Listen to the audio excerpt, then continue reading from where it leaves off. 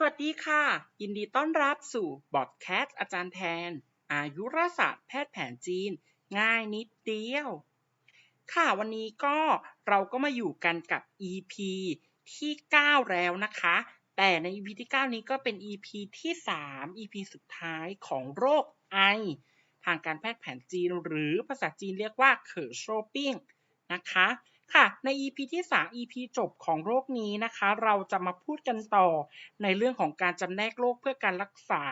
ในส่วนของโรคที่เกิดจากปัจจัยภายในนะคะประกอบด้วย4กลุ่มอาการนะคะค่ะเรามาเริ่มกันที่กลุ่มอาการแรกเลยนะคะคือเสมหะและความชื้นสะสมในปอดนะคะฐานชื่อยุนเฟยเจิ้งนะคะค่ะในกลุ่มอาการนี้นะคะจะแตกต่างจาก3กลุ่มแรกคือไม่มีประวัติของกลุ่มอาการภายนอกเปี่ยวเจิ้งชัดเจนพบบ่อยที่สุดในกลุ่มสาเหตุภายในเช่นโรคหลอดลมอักเสบเรื้อรังของการแพทย์แผนปัจจุบันค่ะอาการทางคลินิกไอเสียงหนักเสมหะสีขาวเหนียวปริมาณมากมักมีอาการหายใจไม่อิ่มอึดอัดแน่นหน้าอกเบื่ออาหารถ่ายเหลวบางคนเมื่อยตัวเหมือนไม่มีแรงฝ้าขาวเหนียวชีพจรนุ่มลื่นหรูซั่วหลักการเปี้ยนเจิ้งหรือหลักการวินิจฉัยมี3ประเด็นคือ 1. ไอ 2. เสมหะมากเสมหะขาวเหนียว 3. ไม่มีกลุ่มอาการภายนอกหรือเปี่ยวเจิ้งหรือกลุ่มอาการความร้อนชัดเจนกลไกม้ามไม่แข็งแรงลำเลียงและกระจัดน้ำได้ไม่ดีเกิดความชื้นตกค้างกลายเป็นเสมหะไปอุดกั้นทางเดินของปอดทำให้มีอาการไอหลักการรักษาเสริมบำรุงม้ามขจัดเสมหะความชื้นแก้อาการไอตำรับยาที่1เฉินทางตำรับยาที่2ซานจือหยางซินทางเฉินทางนะคะใช้กับอาการมีเสมหะทั่วไปตัวยาประกอบด้วยปั้นเซี่ยฝูหลิงเฉินผีการฉ่าวฝูหลิงกับปั้นเซี่ยนะคะมีสรรพคุณขจัดเสมหะความชื้นเฉินผีกับการฉ่าวช่วยให้ชี่เดินปรับสมดุลจงเจียวซานจือหยางซินทางนะคะจะมียาที่ประกอบไปด้วยเมล็ด3ชนิดคือป่ายเจ้ยจือมีสรรพคุณอุ่นปอดขจัดเสมหะจือซูจือมีสรรพคุณช่วยชี่ลงร่างและสลายเสมหะหลายฟู่จือมีสรรพคุณช่วยย่อยอาหารและขจัดเสมหะในทางคลินิกสามารถใช้ได้ทั้ง2ตำรับร่วมกันโดยถ้าเป็นมากจะช่วยขับเสมหะและแก้อาการไอการเพิ่มลดตัวยา 1. ถ้าไอมากเพิ่มหมาหวงซิ่งเหลินจื้อหว่านปลายปู้เจ๋อเป้ยหมู่ 2. ถ้ามีเสมหะมากเพิ่มจูหรูกัวโหลขวนต่านหนานซิง 3. ถ้าแน่นหน้าอกหรือหายใจไม่อิ่มอึดอัดเพิ่มเฉียนหูช่วยให้ชี่ลงและสลายเสมหะ 4. ถ้าผู้ป่วยมีอาการม้ามพองชัดเจนคือไม่มีแรงเบื่ออาหารถ่ายเหลวเลือกเฉิดทางบวกซานจือหยากซินทางบวกลิ่วจุนจือทางจะช่วยเพิ่มชี่ช่วยทำให้ชี่เดินได้คล่องตัวขึ้นกลุ่มอาการต่อไปกลุ่มอาการที่5หรือกลุ่มที่2ในการเกิดจากสาเหตุภายในนะคะคือเสมหะร้อนสะสมในปอดฐานเย่อยี่เฟ่ยเจิ้งนะคะอาการทางคลินิกพบไอเสียงหยาบใหญ่มีปริมาณเสมหะมากสีเหลืองข้นตัวร้อนมีไข้หน้าแดงคอแห้งฝ้าเหลืองเหนียวลิ้นแดงชีพจรลื่นเร็วหัวชั่ว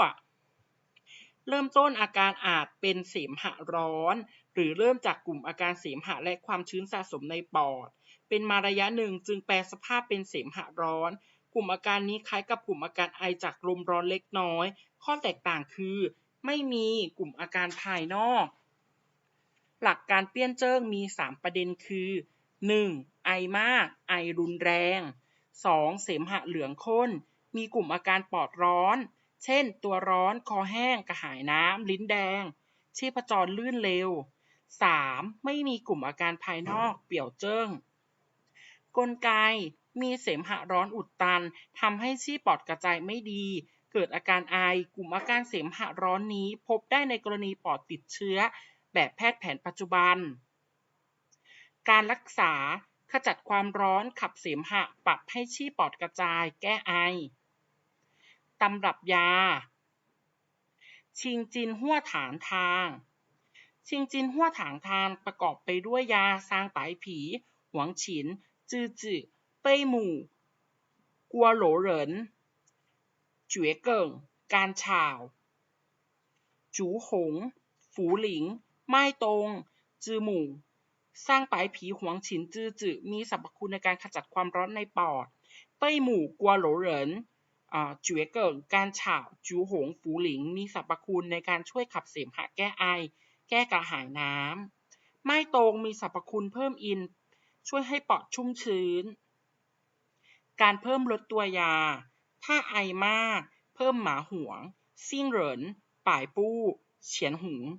2. ถ้าเสมหะมากเพิ่มปั้นเซี่ยจูหรู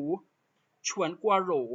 3. ถ้าร้อนมากชัดเจนเพิ่มสื่อเกาเหรียญเชี่ยวจินหญิงหัวหยูซิงเฉาค่ะต่อมา 6 ค่ะ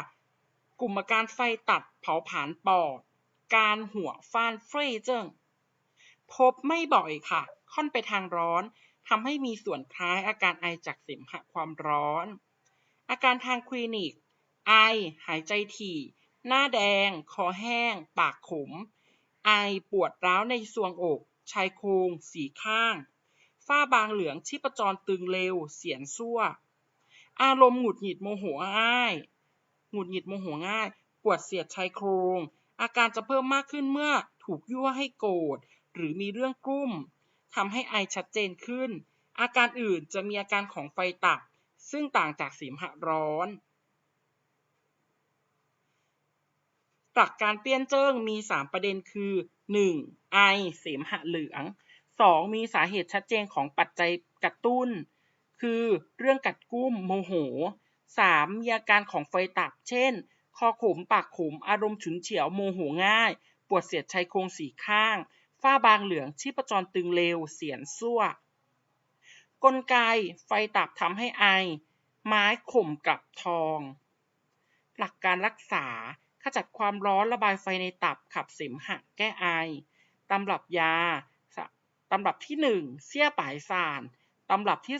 2ใต้เก๋อซานเสี่ยป่ายซานประกอบด้วยซางป่ายผีตี้กู่ผีการฉ่าว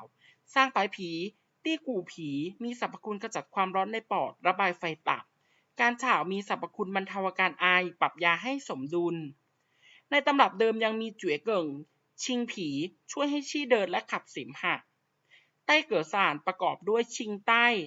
ห่ายเก๋อเขอห่ายเก๋อเขอมีสรรพคุณขจัดเสมหะส่วนมากทั้งสองตำรับจะใช้คู่กันการเพิ่มลดตัวยา 1. ถ้าไฟตับรุนแรงมากเช่นกระหายน้ำมากปากขมมากเพิ่มหวงฉินจือจือ 2. ถ้าไอมากเพิ่มซิ่งเหลินปายปู้เจอเป้ยหมู่เฉียนหูจือหว่านตงหัว 3. เพิ่มตำรับตานจือเซียวเหยาซานกรณีอารมณ์ฉุนเฉียวโมโหมีความร้อนชัดเจนต่อมากลุ่มอาการสุดท้ายในการเกิดจากอาการภาวะเขาเรียกอะไรปัจจัยภายในนะคะก็คือคือ7นะคะอินปอดไม่พอนะคะหรือเฟยอินคุยห้าวเจิ้งนะคะอาการทางคลินิกค่ะไอสั้นกระชับมากไอแห้งเสมหะน้อยและเหนียวอาจมีเลือดฝอยปะปนออกมาเหงื่อออกขณะนอนหลับร้อนเป็นเวลา